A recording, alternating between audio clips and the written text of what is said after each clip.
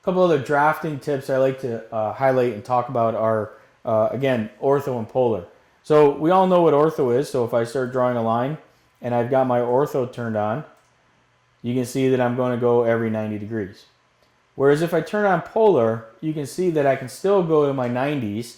All right, so if I come up, I'm still going 90, 90, and 90. Now, if you go into your settings, all right, so if I right click down here, you can see that I can toggle on other options. I got, other angles that you can set. So if I go to, let's go to my right click and go to tracking settings here.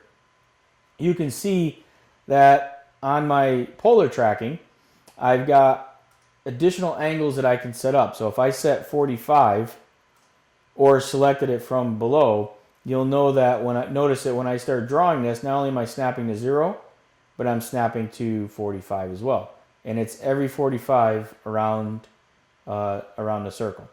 Okay. You can also set specific angles. So I could come in here and say, maybe I want one at every 22 degrees. Okay. And it's going to be a specific angle. So I'm going from 0, and then it's going to go up, and you can see that it's snapping at 68, northeast 68, which is 22 degrees, as well as 45, as well as due north. Okay. So that one's only at that specific angle. So if you're doing a lot of drawing from that angle, you can set that as a value.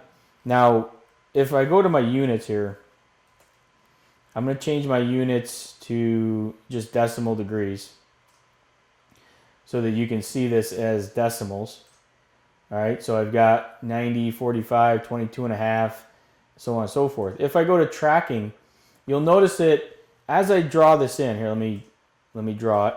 So I'm going to draw a line, I'm going to go up, and I'm drawing at 22.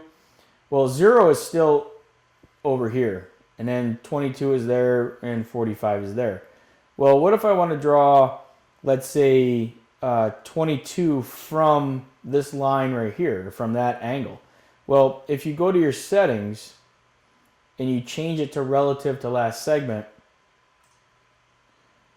notice 0 now is along my original line that I drew. So now when I come up here, it's drawing in at an exact 22 degrees or 45, and then here's 90 from the angle that I drew. So again, by setting it relative, I can have it come off of that object.